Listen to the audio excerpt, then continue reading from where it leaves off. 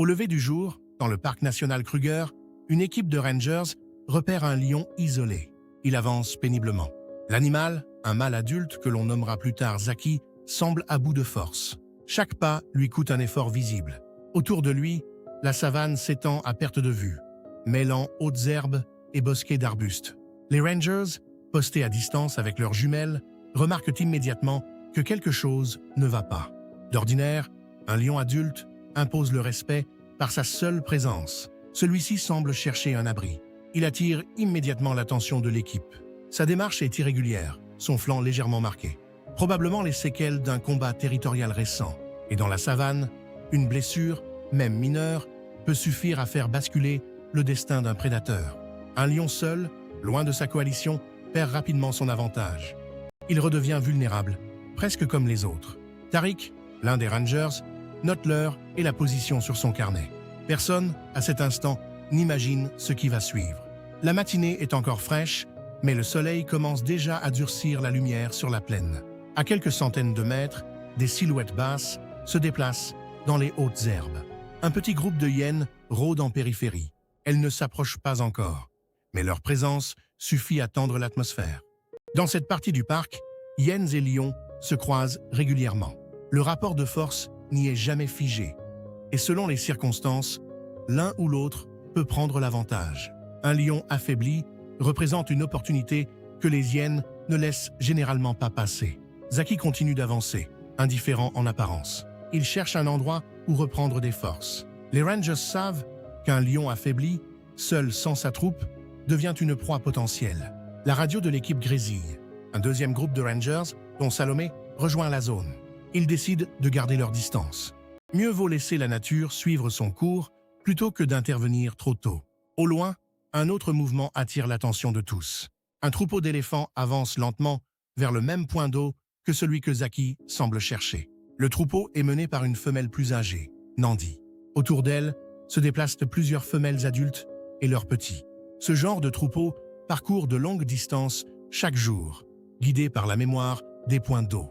Personne ne peut prévoir comment ces deux trajectoires vont se croiser. Dans la nature, lions et éléphants s'évitent généralement. Ni réelle hostilité, ni réelle proximité entre eux. Les grands herbivores n'ont que peu de raisons de se soucier d'un prédateur, sauf lorsque leurs petits sont directement menacés. Pourtant, contre toute logique apparente, Zaki modifie sa trajectoire et se dirige vers le troupeau. Les rangers échangent un regard perplexe. Aucun n'a d'explication immédiate à ce choix. Peut-être cherchent-ils simplement à s'éloigner des hyènes. Leur présence, près d'un grand troupeau, devient plus risquée pour elles. Peut-être son instinct le pousse-t-il vers le point d'eau le plus proche. Ce qui est certain, c'est que Zaki avance vers un groupe capable de le tuer d'un seul mouvement. Le silence retombe sur la savane. Seul le pas lourd des éléphants trouble l'air, mêlé au souffle court du lion. Nandi s'arrête la première et déploie ses grandes oreilles, signe d'une attention immédiate. Le reste du troupeau ralentit derrière elle, sans se disperser. Les rangers retiennent leur souffle. Ils s'attendent à une réaction brutale de la part des éléphants. Mais rien de tel ne se produit.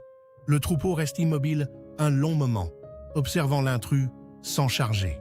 Zaki, de son côté, ne cherche ni à fuir ni à provoquer. Il ralentit simplement, comme à bout de force. Il finit par s'allonger dans l'herbe, à une distance respectueuse du troupeau. Les hyènes, restées en retrait, semblent hésiter face à cette configuration inattendue. Elles continuent de rôder, mais gardent une marge de sécurité plus large qu'à l'accoutumée. Les rangers comprennent alors une chose essentielle. La proximité du troupeau change la donne pour les prédateurs plus petits. Pendant l'heure qui suit, le troupeau ne s'éloigne pas vraiment.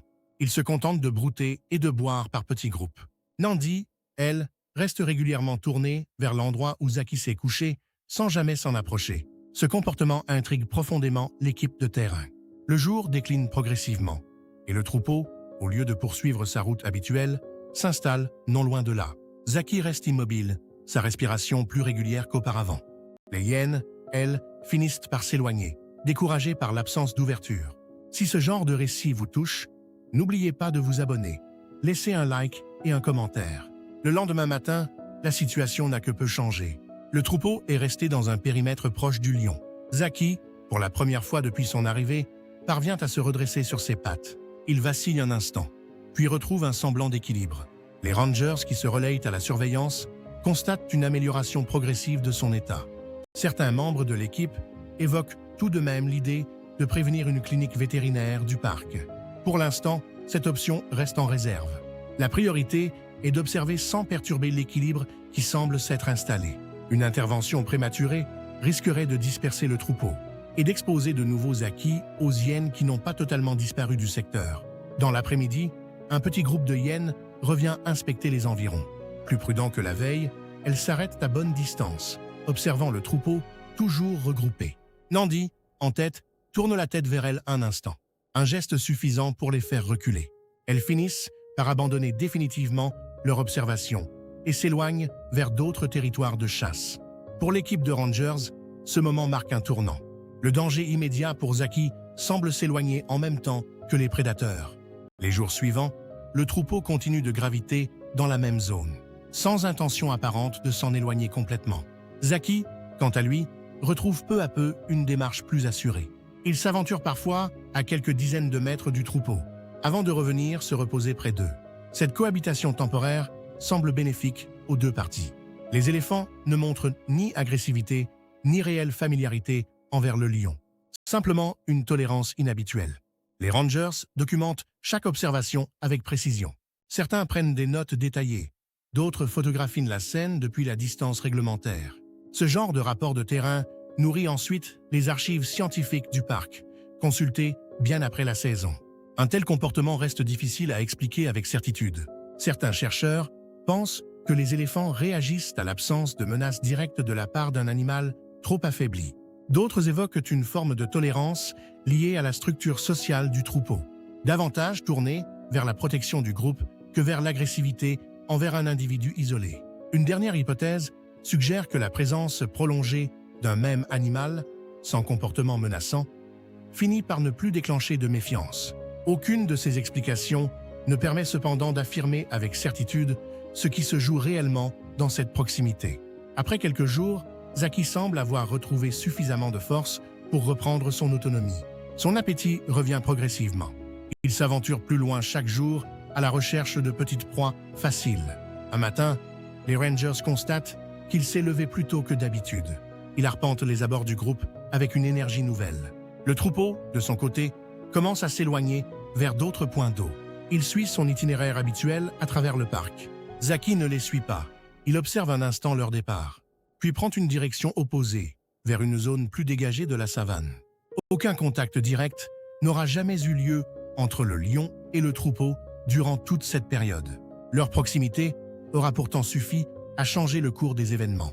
Quelques semaines plus tard, l'équipe de Rangers retrouve la trace de Zaki. En bien meilleures conditions, il évolue à nouveau seul dans son territoire habituel. Il semble avoir retrouvé son statut de prédateur à part entière. Les Rangers qui le croisent à nouveau notent une démarche assurée, un comportement typique d'un mâle en pleine possession de ses moyens.